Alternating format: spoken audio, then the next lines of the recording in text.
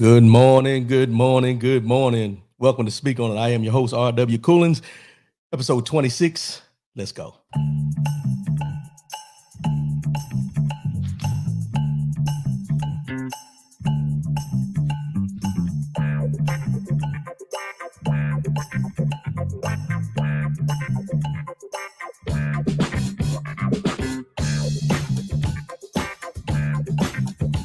Good morning, my brother, Maurice Wigfall. Good morning. Thanks for the support, my brother.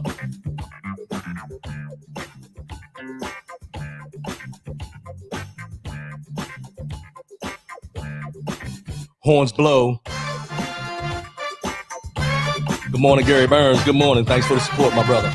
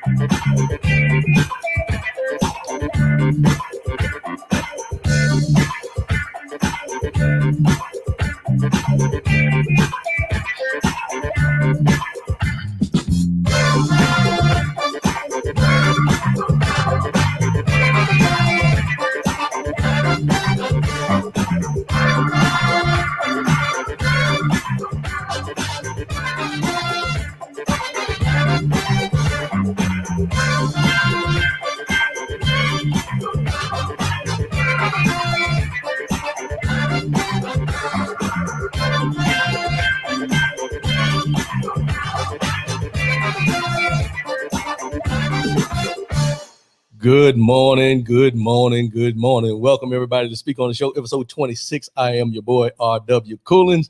Good morning, Miss Michelle Long. I appreciate the support. Good morning, my sister, April Whedon. Yeah, I missed y'all last week too. Well, let me get into this. First and foremost, giving honor to God who allows me to come at you in this manner on a weekly basis.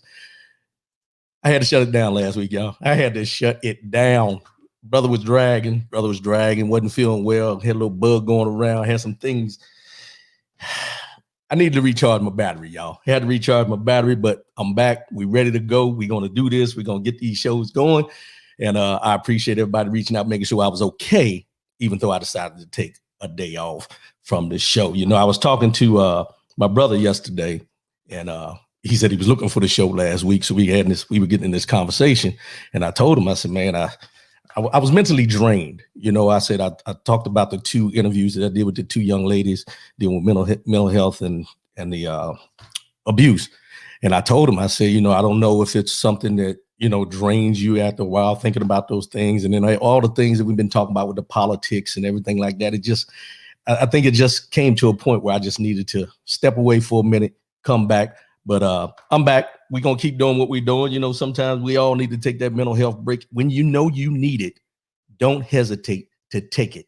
When you know you need it, do not hesitate to take it. I know there's a lot of people out there who feel that everyone needs them at some time, but sometimes you have to step back and need yourself more than those around you may need you at a specific moment. Just take that in, because you got to take care of you. Follow me, rwcoolins.com. That's the website. Go there, get all the information you want, all the information you need. Merchandise, long sleeve shirts should be up on the website as of hopefully before the end of the weekends. You can get your long sleeve t-shirts.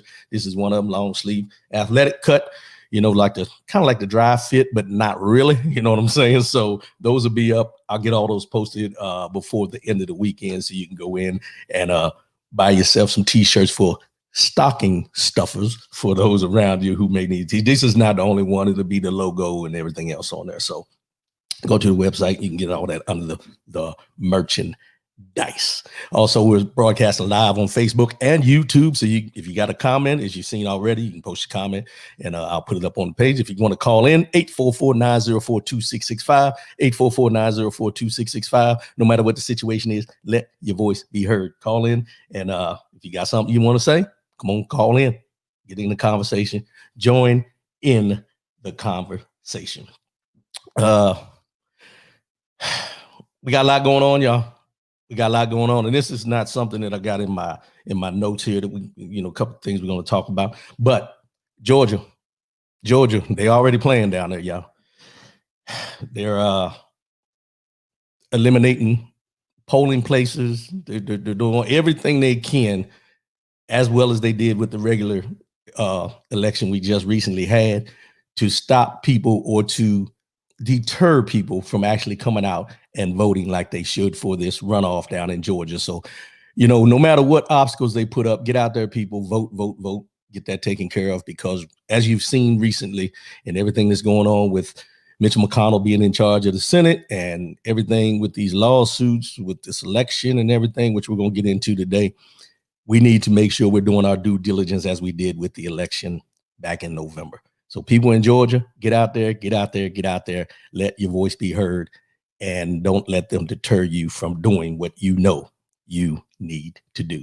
All right. Vaccine. And that's not a woman's name, y'all. So let's calm down. When somebody say vaccine, they're not calling somebody down the street talking about vaccine. How you doing today?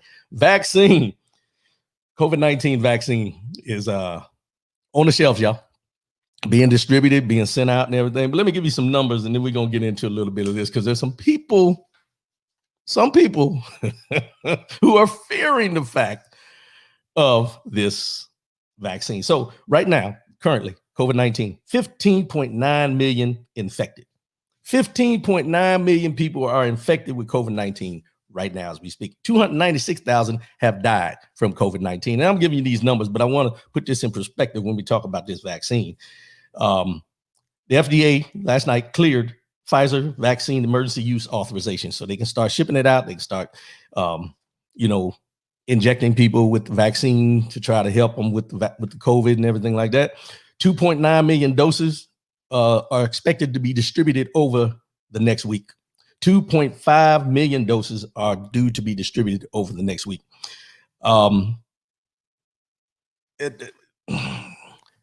President Trump, let me just put this out here real quick. President Trump, last night, I seen it on the news.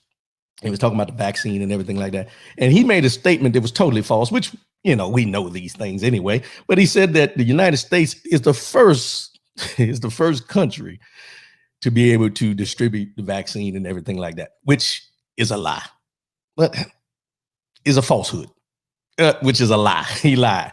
The UK was the first one. There was I think she was 90 something years old early this week, got the vaccine. She was one of the first ones to get it over in the UK. So we are not the first. The UK is the first to have the vaccine. They have been distributing and everything. We are one of 6 countries. The UK, Bahrain, Canada, Saudi Arabia, Mexico, and us have all got the vaccine now that they're distributing out, giving to people so we can try to get past this COVID. Pfizer also had a deal to supply 100 million doses by March. So in spite of the, 2.9 million they're going to distribute now, they got another deal for 100 million to have out and moving around by March for people to get these vaccines. Ethan Johnson, it's not fear, it's no trust. There's a difference. Well, we're going to get into that a little bit. Let me get to that point, because we got some things going on out here. But let me go here first. When I say fear because that's what everyone is speaking it to be. But I'm going to get into some history lessons so everybody understands this. Under that agreement, for the second 100 million doses by March, they're saying it's going to be free to the public. So I'm not sure if it's free now or not, but they're going to say it's going to be free to the public come March, the second round of doses. But also I read that the people that are getting these doses now, there's two doses that you need to take. So they're going back and forth now about whether they're going to give out all 2.9 million doses to individual people and not worry about the second dose, or are they going to give a certain amount of people doses and then hold it for them to get their second dose? Because I think it's 21 days before you can get the second dose. I'm not sure what they're doing, but anything at this point, I think for most people, we're looking at that light at the end of the tunnel, that if we have a vaccine, and Joe Biden came out and said for his first 100 days in office, he wants people to wear their mask because this will help with the vaccine being on the market and everything like that now. So we have work to do, even if you're not getting the vaccine, but wearing your mask and everything like that. But one thing I will say, and I made this prediction and I started counting after I said it. I was talking to somebody and I said, I'm thinking near the end of April, we should be back to some sense of normalcy, not maybe not having to wear the mask and be able to go out in restaurants and different things like that, because the vaccine, people wearing the mask for 100 days of Joe Biden's once he's inaugurated. And then after I said that, that's when I started looking. Well, he gets inaugurated on the 20th of January. So starting the 20th of January, end of the month, that's 10 days. And then you got 90 days, February, March, April, 100 days. So my calculations without actually calculating were correct. I appreciate that, because sometimes I'm brighter than that light bulb that's facing in front of me right there. So, but 43,000 participants were in the trial for this vaccine. There are side effects for this vaccine. Side effects are pain, redness, or swelling where the shot was given, fever, fatigue, headache, muscle pain, chills, and joint pain. Now, I went back and read this, and I also looked at what the symptoms were for actual COVID-19. And COVID-19 has some of these same symptoms, or the side effects that you're going to get from the vaccine are some of the same effects you get from having COVID-19: the chills, the joint pain, the muscle pain, headaches, and all that kind of stuff. So you gotta figure out which way you're going here and which way we're going. Good morning, my brother William Hill. Good morning. Thanks for the support. But with this trial, well, it's not a trial now, but 43,000 participants were in the trial, and they said all of them came out on the good side of it. So we'll see how it goes. I'm not going to be in line. I'm not going to be one of the first ones to get the vaccine. I'm just going to tell you that right now. I have my reasons, and I'm sure other people have their reasons. As Ethan Johnson just mentioned, it's not fear, it's no trust. There's a difference, and there is a difference. And what I'm going to bring up right now is the difference between the fear and the trust. The lack of trust comes in because if anybody knows their history when it comes to us as African Americans, the Tuskegee experiment is the only thing you need to go back and read about on why there's the lack of trust when it comes to them talking about vaccines for people of color. Because back from 1932 to 1972, that's 40 years, they did this Tuskegee experiment where they were injecting, or they were telling these African American men that they were curing them from syphilis. Some had syphilis, some were injected with syphilis. They were giving them, they said they would have health care and all these different things, but they lied. Let's just be real about it. End of the day, they lied to these men. It was over 400 men that they were injecting, and then they infected their wives and their children as years went on, because they were told that they were being treated for this, but they were not being treated. I don't know the whole history of it. I've read it many times. I'm not going to sit here and try to give you every bit of it, but the trust factor comes in, as Ethan Johnson mentioned, with all you have to do is look at the Tuskegee experiment. And you also have to look at the fact of when people talk about healthcare, and the lack of healthcare disproportionate for people of color, this is where the lack of trust comes into play. Now, Dr. Fauci, who I trust to a certain extent, because he's a scientist and I trust him, but he made it a point, and this is where that they know there's a lack of trust, because Dr. Fauci yesterday came out and he stated that the vaccine was developed by an African-American woman. This is trying to quell and try to settle down the fears and the lack of trust of the African-American community by letting us know that there was an African-American woman named Dr. Kizzmekia Corbett, who was actually one of 3 doctors who actually developed the vaccine. So by her being one of the 3 who developed this vaccine, there's this sense of, if we put this information out there, that the African-American community will maybe have some trust in it because someone was involved in it that looks like us. That don't always work. That don't always work. And I'm going to tell you, it's one of those things where when you look at it, yes, we like to see our people doing great things, but the lack of trust puts us in a position, puts us in the mindset that I don't care who's working on it. I don't care what they look like. History has shown us that there's things that they do to our community where they say they're there to help us, and it turns out that they're not, and they don't have our best interests at hand. They cause us this lack of trust to come into play. Now, when you talk about the fear is on the other side, because there's all these conspiracy theories out there for people of non-color who don't want to take this vaccine, talking about they're going to microchip you. There's something in the vaccine that where they can track you and trace you, and there's metal deposits. They got all kinds of different things that are going on out there. But one thing I would tell you is this. For me, I'm going to wait. I'm going to wait because my thing is I don't even get the flu shot anymore. Let's just go back. I don't get the flu shot anymore. When I was active duty military, I had to take the flu shot every year. I wasn't comfortable taking the flu shot every year, but it was a mandatory thing. But each time I took that flu shot, I got sick for at least 3-4 days. And you try to put something out in front of it so it's not affecting you as much, but it's always the fact and the mindset as you become wise and you start reading and you understand things that go on, you get to a point where you look at things and you wonder, are they actually injecting me with something that is good for me or something that is experimental for the benefit of what they're trying to find out? Just how I look at it, just the way I see it. Ethan Johnson, Rod, think about this. It's a 2-part vaccine. In order to have success, you need both parts. Why is there a discussion of trying to stretch the vaccine to more people? Is you need both parts. Quality versus quantity. Nah, bro, I don't trust them. Epoxy requires 2 parts in order for it to stick. And you bring up a good point, because that's the part I was reading. And I said the same thing when I was reading it. Why would you have to have, if you know you need 2 pieces,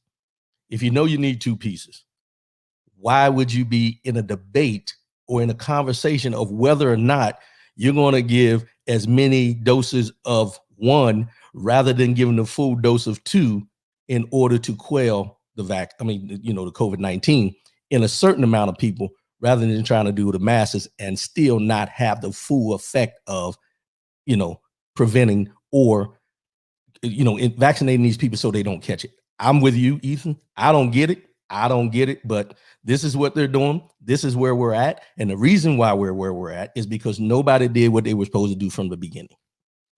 If they would have done what they were supposed to do in the beginning, when the COVID-19 was first discovered, first found out, I don't think we'd be having this conversation about a vaccine being distributed in 1 dose rather than 2 doses like it's supposed to be, because if they had done what they were supposed to do, I think that we would be in a much better situation right now, because the plan was there. As we've talked about this many times, the plan was already laid out. All they had to do was use the plan. They chose not to. This is where we're at. And even thinking about it now, if I go to, and I'm just going to bring it up like, if I go to Popeyes and I go there for a 2-piece and I come through the drive-through, I order my 2-piece, pay for the 2-piece, and I get out the drive-through and I'm going home and I sit down, I'm ready to get into that fried chicken. It ain't but 1 piece.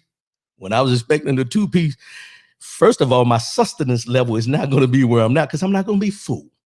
The second thing is I'm going to be pissed because they only gave me 1 piece of chicken that I paid for, and I'm not riding all the way back there. The moral of the story is, if you're supposed to get 2, give me 2. Don't give me 1, give me 2. That's the basic way I can put it out there. They need to do it the right way. I think it's a rush on this because of the situation. And I think because of the situation, they're rushing it. And I think we're going to probably have there's going to be some hiccups, and there's going to be more harm than help in the beginning of this. We'll see. I don't want to put that negativity out there, because I know everybody's ready to get back to normalcy. A sense of normalcy. However, anytime you don't give the full amount of what you're supposed to have to prevent something, it's not a good look. It's not a good look. Thanks for that info, Ethan Johnson. Appreciate that input. Oath of office. Let's go to this. Oath of office. I'm going to read this. And this is a standard oath of office that people that are, work for the government, work for, are public servants per se. Let's go that way. Military, congressmen, senators, all of them say there's different variations, different wording here and there, but it's all basically the same thing. So I want to read this and then I'm going to get into something. Oath of office. And it goes like that. You put your right hand up. If you got the Bible, you put your hand on the Bible, all that type of stuff. But here we go. I do solemnly swear or affirm that I will support and defend the Constitution of the United States against all enemies, foreign and domestic, that I will bear true faith and allegiance to the same, that I take this obligation freely, without any mental reservation or purpose of evasion, and that I will well and faithfully discharge the duties of the office on which I am about to enter. So help me God. That's the oath of office. That is the oath of office. Hold on once. Let's go back once. Ethan Johns, COVID is a virus. The flu is a virus. HIV is a virus. There's no vaccine for HIV. The flu shot is recommended annually. COVID vaccine with one time. Nah. You're right. It's a lot of things that's a virus out here. Racism is a virus, but they ain't got no cure for that yet. They ain't really looking for one either, but that's another conversation for another day. Let's get into this oath of office. Reason I read this oath of office is because of everything that's been going on since the election happened. And you can go further back than that. You can go back in history. When you talk about the oath of office and who takes the oath of office and what it stands for and what it's supposed to stand for. Let me just transition here. But that's the oath of office. There's a reason for it. It's not always abided by. But let's get into this part here. Help me understand. The state of Texas, let's start there. The state of Texas brought a lawsuit against 4 other states about the election to get all their votes thrown out to make and give President Donald Trump the presidency again. This is what their intentions were. Along with the state of Texas doing this, it was 126 Republican House members out of 196 that were on board with this. 126 out of 196 Republican senators or Congress House members were on board with this lawsuit. 17 attorney generals, 17 other states jumped on the bandwagon for this lawsuit, and President Trump jumped on this lawsuit. The lawsuit was against Georgia, Pennsylvania, Michigan, and Wisconsin. They said there was fraud. They said everything they did was wrong. And this is where they switched up a little bit, because this is what they sued them for.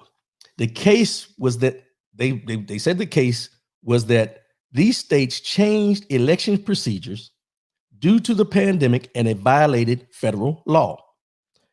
The changes, they say, enabled fraud, voter fraud.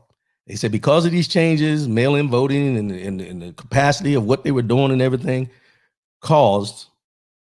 enabled voter fraud. I'm laughing because here's, for me, we've had elections for many years. I'm not saying they've all been correct in what we do. I'm not saying there's been, things that have been done incorrectly or anything like that, but there's always flaws in any system, no matter what the system is. I'm a true believer in that. There's always flaws. Anytime you have human interaction in any process, there's going to be flaws, because none of us are flawless.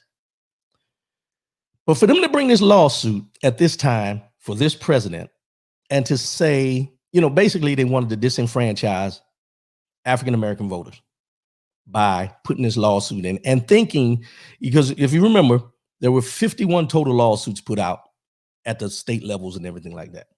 Only one they won. They won 1 out of 51. And the one that they won was against some type of very small piece of irregularity that threw out maybe 100 votes or something like that, if I recall.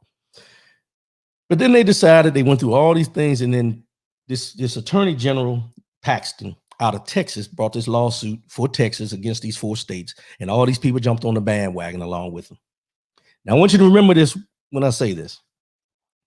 You had 126 members of the House that jumped on this bandwagon. 17 attorney generals throughout the United States. 17 other state representatives who were the represented states jumped on this bandwagon as well. And the president of the United States jumped on this bandwagon. When you think about this, how can you honestly look at these people who have voted them in and think that they're serious about taking care of the people, their constituents that they represent? Because here's the thing. If you go to the polls, you go out and you do your due diligence to vote. And then they come back later on when the vote didn't come out the way that they wanted it to come out. And now they want to take your vote and say that your vote is no good because of not who you are, not where you live, any of those things, but because of the conditions that they put in play for you to be able to vote in the middle of a pandemic. And then they get here and they put this lawsuit up here. And they want everybody to be on board with this. And you have those who support President Trump that are riding the coattails, and they're looking for this to be their swan song as far as getting what they want, and him is another 4 years in office. But then they want to go to the Supreme Court. And when it's got to the Supreme Court shot it down 9-0. 9-0. They said they would not take the case. However, they tried to flip it. Some of the news, you know who they are, OAN, Fox. They tried to flip it and said that 2 of the judges out of the 9, which is Justice Alito and Justice Thomas, were on board with the lawsuit, but that's not what they said. See, they take the words and they flip them to make it seem like they had a chance, but they didn't have a chance, because this is what Judge Alito and Judge Alito and Judge Thomas said about the case.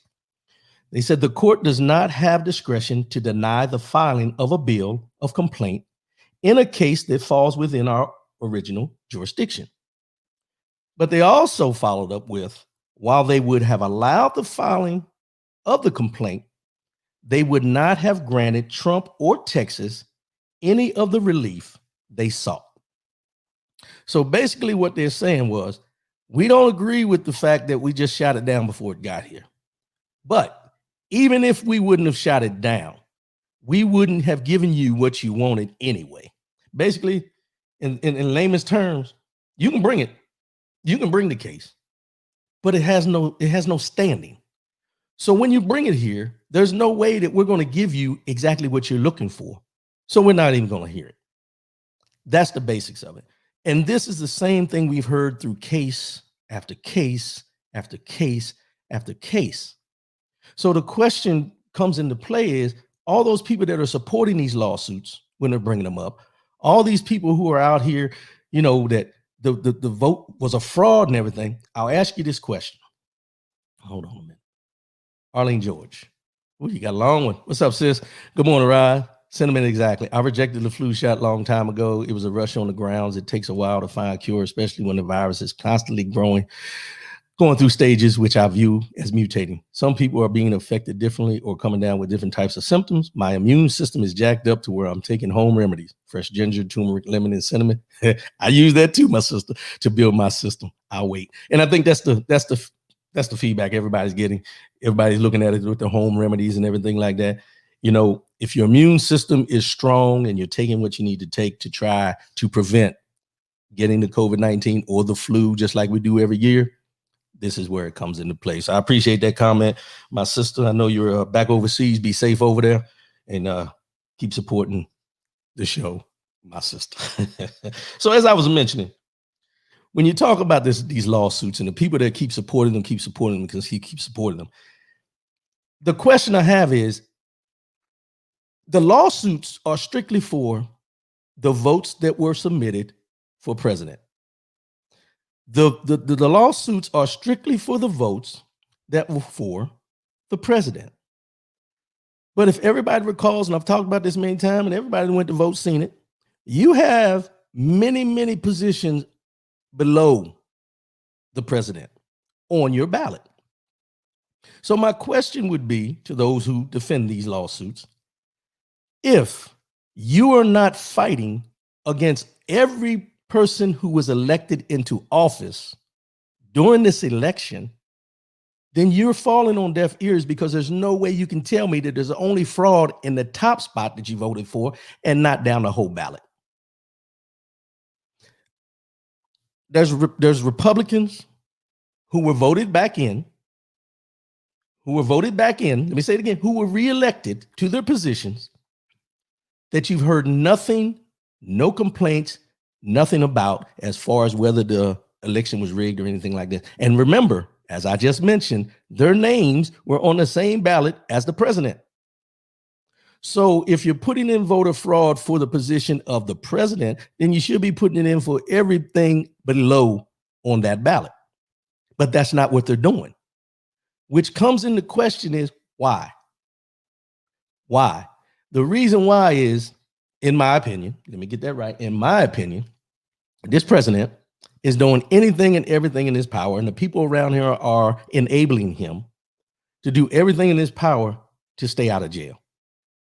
Because the lawsuits that the state of New York, Letitia, I can't remember her name, and Cyrus Vance, these people have lawsuits against Donald Trump.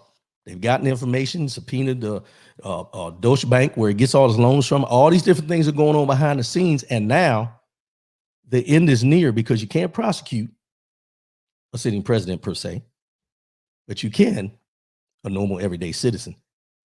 So when we talked about the pardons about 2 weeks ago, and he pardon himself and all that, that's back in the conversation again.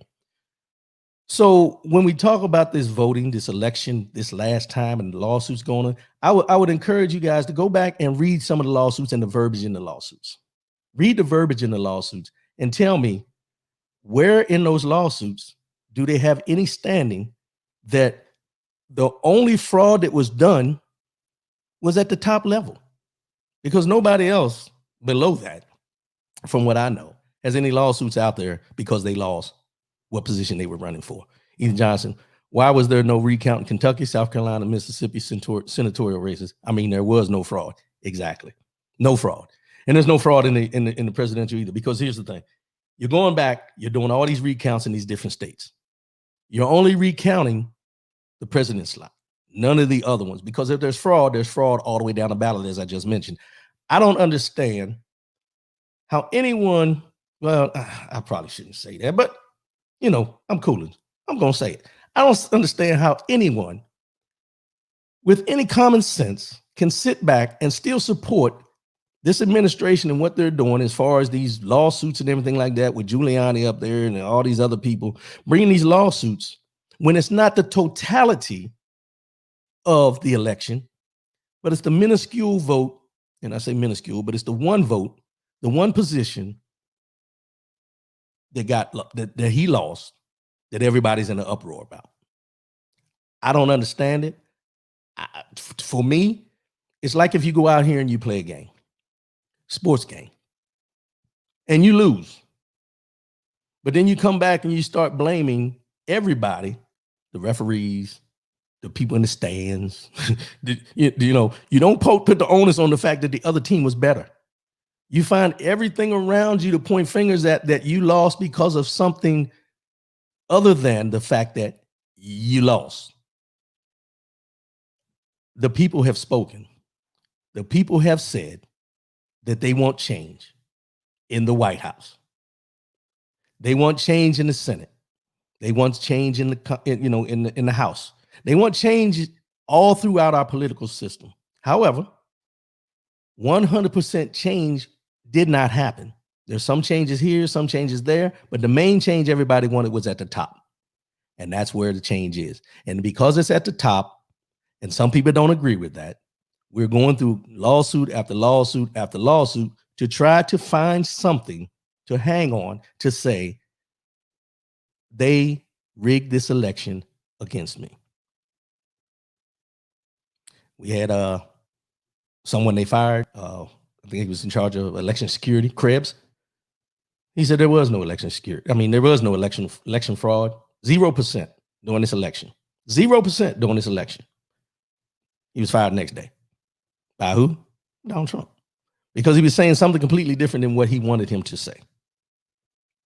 That's where we're at with this administration. That's where we're at with this, this mindset. That's where we're at with the division in the United States of America at this point, at this time. People hang on to, it's just like, I'll put it in this text. This election and who you voted for and who you feel strongly about that you wanted to see in office, to me, is no different than when they get to talking about the Second Amendment.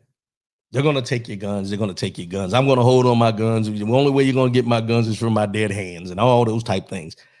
This is kind of that same argument that we want him, not him.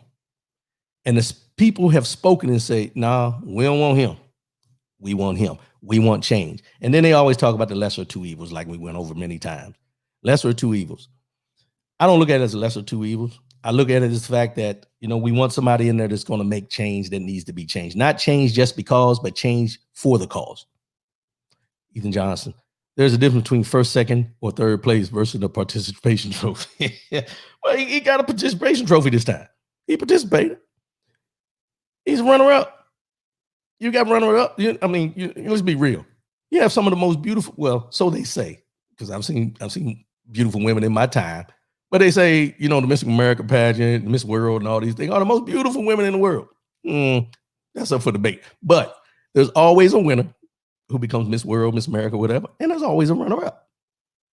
But I don't see nobody talking about let's redo the vote tallies and all that kind of stuff. We competition is competition. But when you talk about competition in the context of our livelihood, the people have spoken. And the people have said, the job you've been doing when we gave you the opportunity is not conducive to what we want as American citizens. So what we're going to do, we're going to go to the polls, we're going to vote you out, and you need to go off into the sunset quietly. But that's not what he chose to do.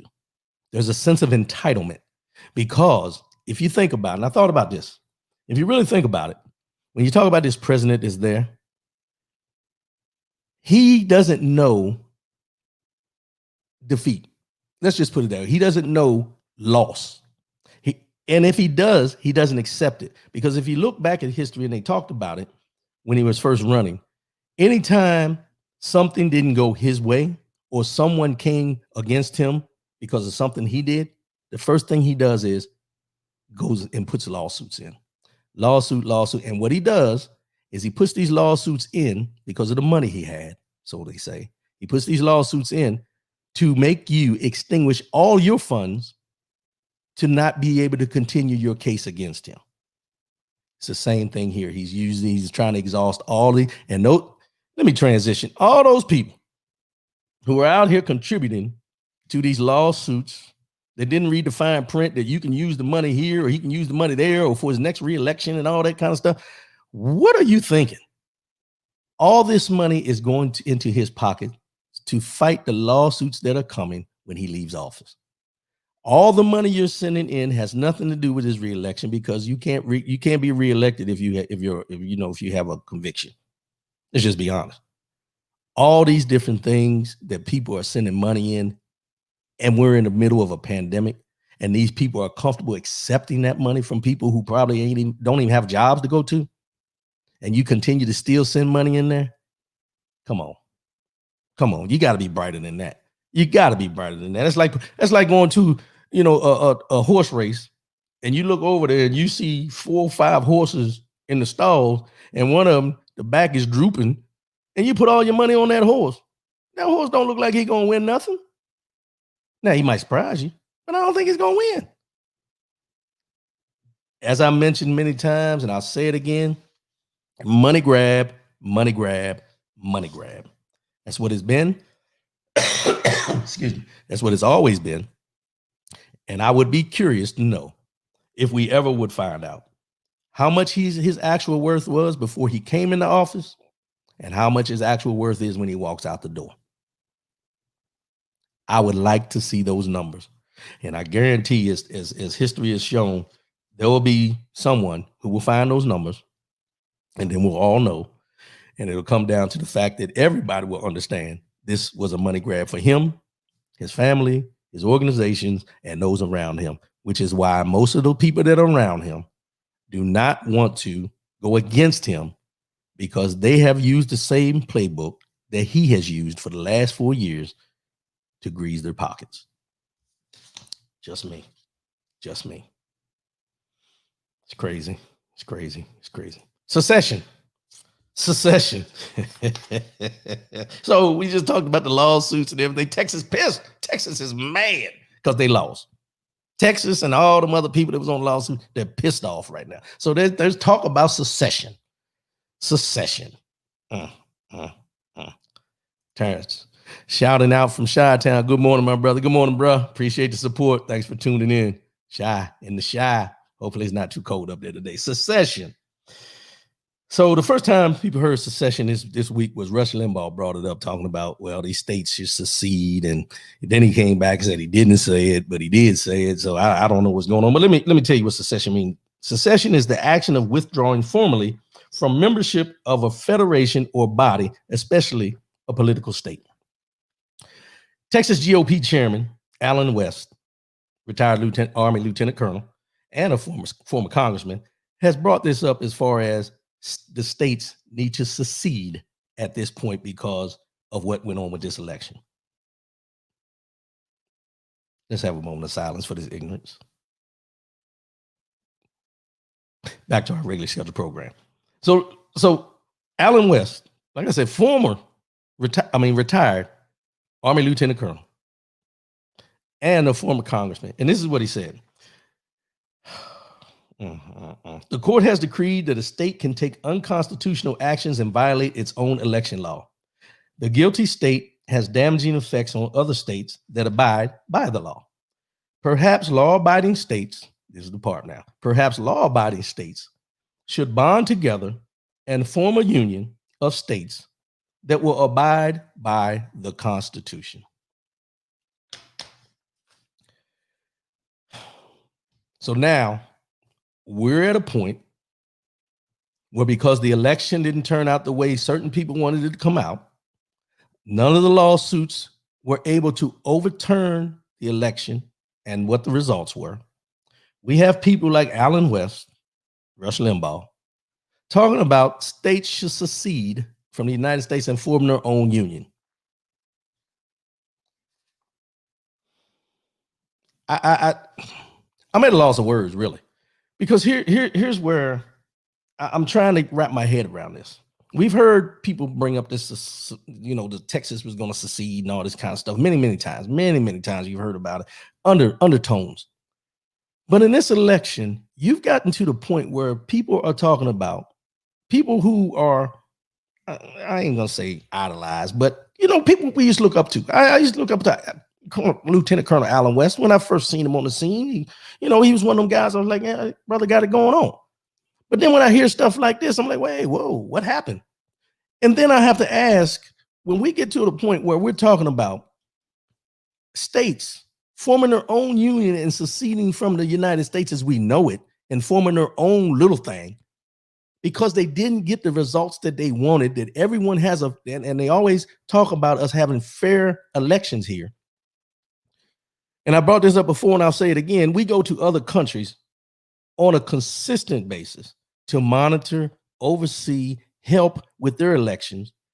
And most of the time we put in those, puppet regimes that are the ones that we're looking to do how we want, impose our democracies on them. But then when you bring it back to the homeland and you have people here talking about seceding from the United States and making their own union within the United States, these are the things that were talked about during the Civil War. These are things that are talked about when people don't get what they want. And if you remember, the last time we heard this in this context and in this gravity was due to slavery. So I'm going to take it and look at it and say, you heard this during the time of slavery, when you go back and read your history about seceding and states seceding because they didn't agree and all this kind of stuff because of slavery. And then you had to ask yourself in the modern times to talk about seceding. Why? Because these states that are talking about forming their own union did not get their way because of the African-American votes in the states that they were suing.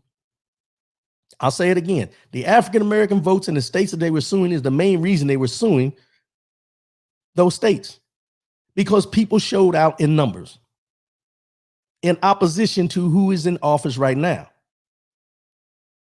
So the first thing people want to do is say, well, you know what? Let's secede from this. Let's go ahead and make our own thing. And then when you look at it, now this, and I'm going to say this, what Allen West is an African-American male who was an Army lieutenant colonel and a congressman. And he's coming out of his mouth recklessly saying that these states need to secede and form their own union in the United States of America. If he was in any type of office, he could be held for treason.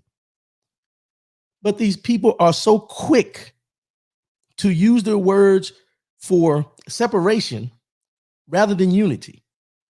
And when you think about this, talking about these states because they didn't get their way, they're talking about the states that were red, that Donald Trump won, and the ones that he won, basically, and without even a drop of a hat, was because the lack of African American population in those states. I'm not saying all, but there's a majority of those states that have very minuscule amount of African Americans in those states. So when they talk about seceding, and you hear this from an African American man who knows everything that our people went through for the Voting Rights Act and all those different things, and then he's talking about because this man didn't get reelected, I want to know how much effort did he put into supporting the first black president when he was in office from where he sat? Because you're going out on a limb for this guy. What'd you do for the last guy? If we don't get our way, we want to separate. We want to separate. We want to go and we want to form our own thing. We want to do our own thing. I don't get it. I don't get it. Arlene George, exactly. The pot calling the kettle black. Pure ignorance and bigotry at their very best. Yeah. Because you didn't get your way. Because African-American voters got out there and said, this is what we want. We want change in these states that we're talking about, that they went back and sued. Because you didn't get your way, now you want to secede from the contiguous United States of America. You want to have pockets that are under a certain rule and then pockets under another rule so you can do what you want to do the way you want to do it, not the way that it's supposed to be done. And then we still have people out here supporting this who always talk about their constitutionalists, which means that they believe everything in the Constitution, the way it was written for a certain reason, and we're going to go by that. But at the end of the day, they pick and choose when they want to go by it. They pick and choose who it pertains to. But then when things don't go their way, the first thing they want to do is separate themselves from it. But when we hear African-American folks talk about us having our own cities, our own, our own political system, our own banks, our own anything that takes away from them, it's an issue. It's an issue. Black Wall Street, let's just be honest, Tulsa, Oklahoma. I've read these places before. You had a place in Tulsa, Oklahoma. You had a place in North Carolina.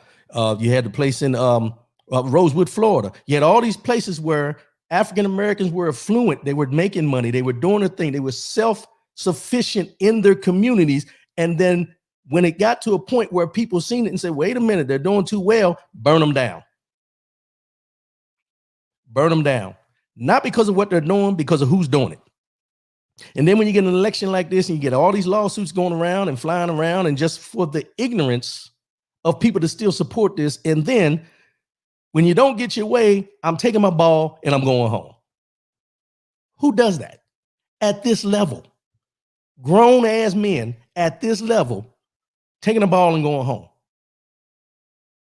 But we as normal everyday citizens are supposed to accept this. And here's where the problem comes in. When the election comes up in 2 years and the next election in 4 years, these same people that have gone through all these lawsuits, who have been putting this stuff out here, who have showed their ignorance, their bigotry, all the different things you can think of that they've shown during this time, the same people will go back to the polls and vote them right back in. They'll vote them right back in because they have the same mentality. If they could have their own and not have to worry about it, they would live with it. I don't get it.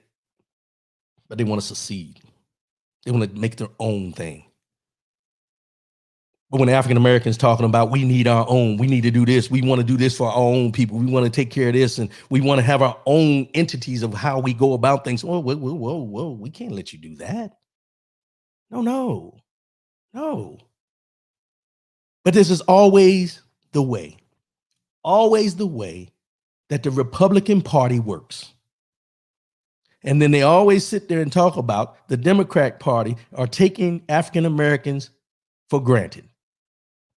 No, it's not that they're taking us for granted. I'm going to tell you, and this is my honest opinion, neither of these political parties give a damn about us. At the end of the day, it's about our vote. It's about putting them in.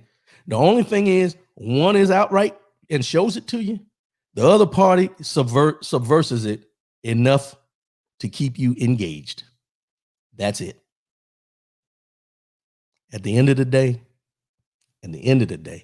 that fear, the fear of not being in charge, the fear, as Public Enemy said, fear of a black planet is the problem.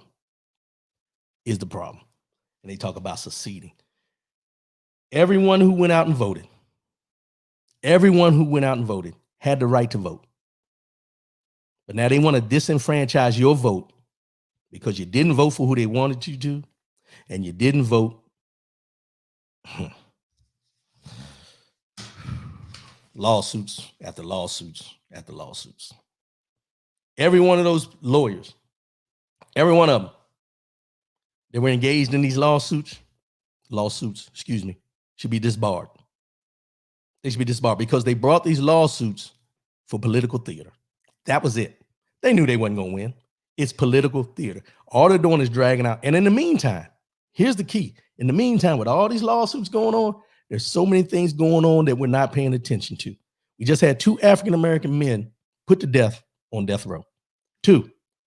President Trump has executed more people on death row than any president in history, unless you go way, way back. And they got us focused on whether he's going to be able to overturn a vote for president while he's doing all these things underneath. You had Michael Flynn, who he pardoned, came out after he got pardoned. Now he bold now. You see, he wasn't saying nothing when he was up to be sentenced for lying to Congress. Lying to the FBI and everything. But now that he got pardoned, he talking smack now. He came out and said that President Trump should enact martial law if the election doesn't get overturned. A lot of people didn't see that. But these are the things that they're doing subversive, keeping it out of the view of everyone. So if he goes into martial law to overturn the election, what has he accomplished? So basically, what they're saying, from what I can ascertain, is that anyone out there who did not vote for a Republican, you don't matter. Nothing you say, nothing you do, none of it matters. Which is why we can't get people the help they need at this time, because you have a Republican Senate Majority Leader, still hasn't signed the relief acts. They're going back and forth about the defense bill. When it comes to money for the regular everyday folk, it's never there. But when it's money needed to bail out these big corporations, these big businesses and all these, we can find the money with no problem. I seen something the other day where I on Facebook where people were talking about small businesses and how they're being affected, and it's back in Maryland, I think, and they're talking about how small businesses aren't getting the help they need, and they have to shut down with these closures, but you got the big corporations that are staying open and everything like that.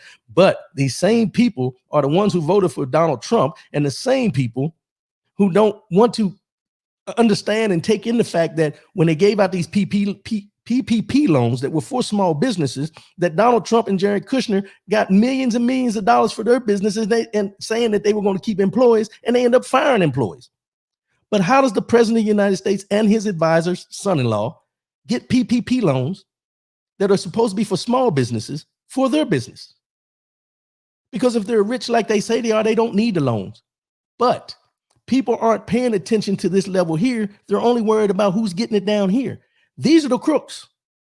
These are the ones taking your money. This is why your business can't stay open. Has nothing to do with everybody else. It's here. Every one of these congressmen, senators, people, connections that they have, all those people got PPP loans while you're sitting there shuttering your doors. And then you're sitting out here mad because you have to close your doors because of a pandemic, because someone puts rules in about the capacity you need to have in your office or in your business. But you're not looking at the fact that you can't get money, and other businesses beside you are closing because they can't get money from the PPP loans, because everyone who rubs elbows with these people with the authority figure are getting the money that you're supposed to get. But you ignore that. You ignore that part. You ignore it so much that you're more concerned about the African Americans that went out and voted that you're not worried about the people who are fleecing the government as we speak. Why? Why? Because you've accepted it. And the reason you accepted it, I'm not going to go there. Not going to go there. Not going to go there. It's let me clear my mind, y'all. Let me clear my mind. That was a Collins rant for today. Collins. I said Collins, not Coolins, because Coolins too cool to do that. That was a Collins rant. We got work to do, y'all. We got a lot of work to do. Lot of work to do. Mind, body, and soul segment. Never be afraid to trust an unknown future to a known God. Never be afraid to trust an unknown future to a known God. Russell Jenkins, exactly. Why does $1 billion company need to be bailed out? Exactly. I'm trying to figure it out too, bro. I'm trying to figure it out too. It hadn't clicked with me yet. I'm trying to figure it out. But you can't even go and get a home loan. You can't get a car loan. And some people got student loans out here that they keep going back and forth whether they're gonna, eliminate all student loan or if they're gonna make you keep paying it or if they're gonna take away some of it and everything. But we're talking about the masses now that they can't make a decision on, but the people up here, they can make a decision overnight. Money grab, money grab, money grab. Thanks, Russ. Oh, Arlene George. He's busy trying to change the laws and make matters hard for people who are not Caucasian and rich. They are not rich. He will have to explain where he got millions of dollars from on the grounds no banks in the States isn't giving them any. He's doing a lot of crap on his tiny desk. Open your eyes. I'm glad to hear you say that. Yeah, well, we're going to find out. Let me say this before we get back into the mind, body, and soul. What we're going to find out within the next, I'll say 6 months. I'm going to say 6 months because the inauguration is January 20th. From January 20th and 6 months later, we're going to find out the true essence of our judicial system. We're going to find out the true essence of the haves and the have-nots. We're going to find the true essence of those who care and those who don't. The next 6 months after the inauguration is going to reveal more things than we are probably ready to accept, but it's going to be things that we've already known, but now they're going to be exposed. And with this president and those around him, the pardons that they're going to fly between now and January 20th, the way they're going to go about it, the way that certain things are going to be written into to try to make laws and policies before he walks out the door. Till January 20th, we're going to see a lot of things that we're going to be like, how are they letting that happen? But from January 20th and 6 months later, once these things are coming to fruition in the justice system, we're really going to see how the justice system works and if the justice system is set up for justice or just us. Just going to leave it at that. Is the justice system the justice system or is it the just us system? Y'all can decipher that. Mind, body, and soul. Well, y'all got a lot of day. Russell Jenkins, tell me why does his kids need a pardon if they did nothing wrong? Yeah, pardons. My thing is, here's the thing. Here, I'll put it in this analogy, Russ. I'm glad you brought that up. I'm going to put it in this analogy. It's not the fact of whether they did anything wrong. They know they've done wrong. The whole administration knows they have done wrong. The bottom line is get in front of it before it gets you.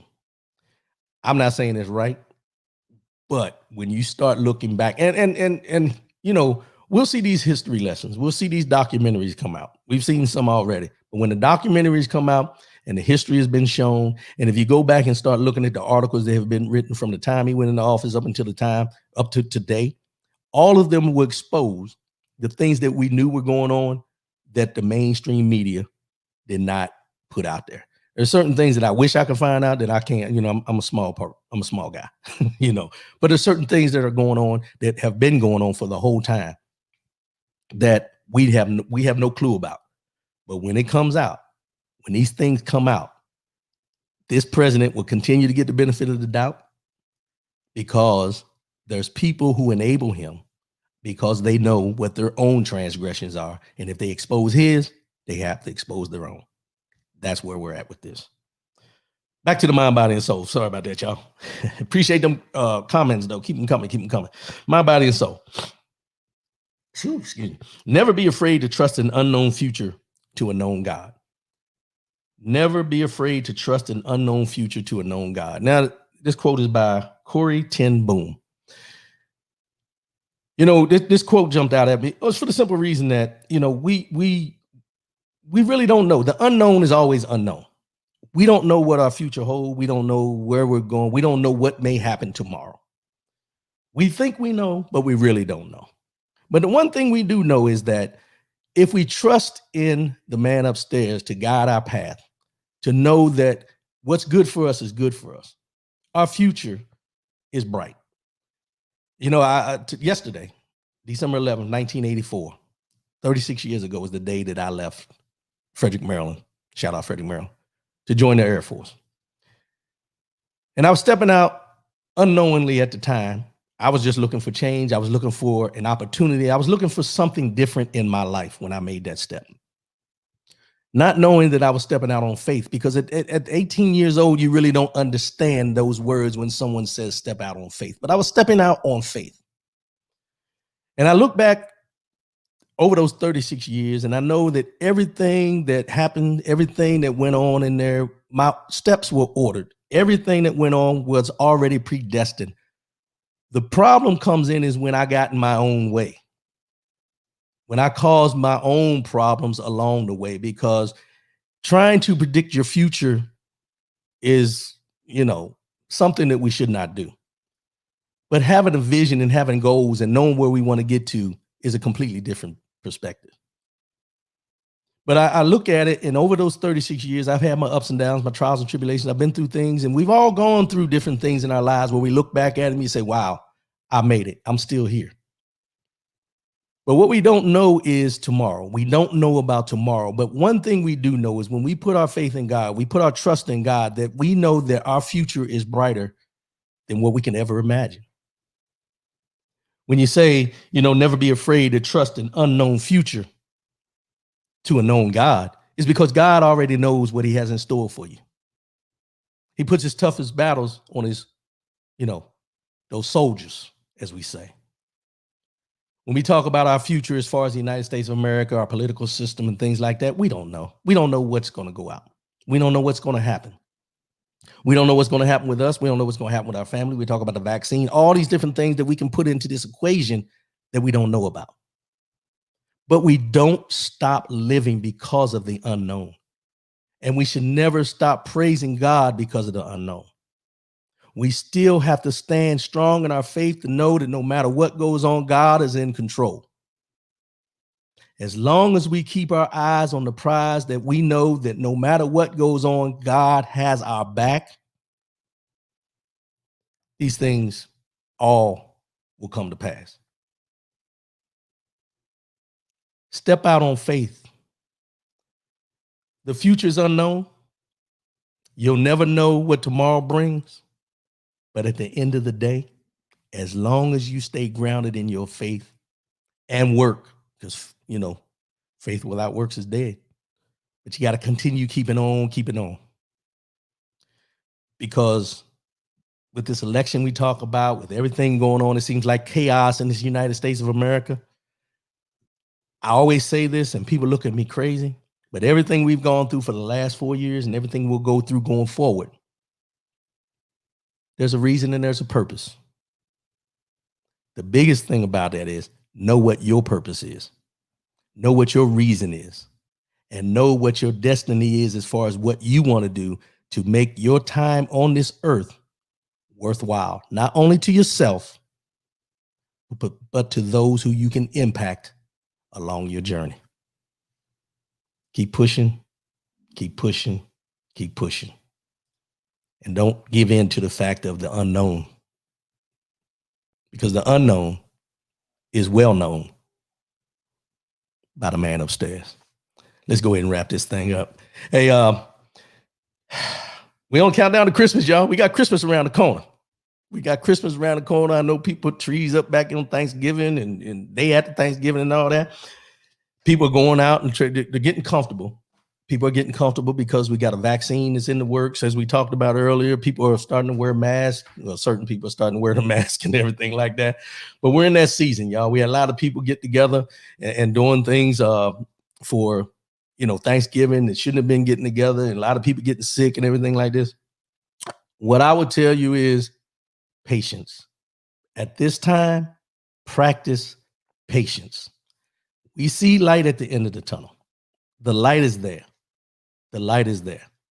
What we need to do is be patient and be diligent in what we do going forward, because we've put our lives on hold to a certain extent of the things that we enjoy doing. But like I said, my prediction is by the end of April, we'll be able to get back to some sense of normalcy in our lives where we can go freely and do the things that we want to do. But just don't go out there all willy-nilly before the fact and put other people in harm's way because you feel that everything is all right. Those who don't want to wear a mask, just know it's not about you. It's about everybody around you. We're almost there. We're almost at the finish line. Be patient. Be patient. Kamiko Sue King, good morning, good morning, good morning. And also, happy birthday. Happy birthday. I appreciate you. Thanks for tuning in. Enjoy your day. Enjoy your day. So we're going to go ahead and wrap this thing up. I appreciate everybody tuning in. We'll be back again next week, episode 27. Still working on some guests to come in and everything. I'll have the long sleeve t-shirts will be posted on the site today. And we're going to keep doing what we do, man. I appreciate everybody's support. Appreciate y'all tuning in. And I truly appreciate y'all giving me the opportunity to sit down for a weekend and recharge my battery. So as I always say before I sign off, love yourself, love one another, keep your head up, and most definitely keep your faith in God. I love y'all, and I'll see y'all next week. Same time, same channel. Peace out. Holla at your boy.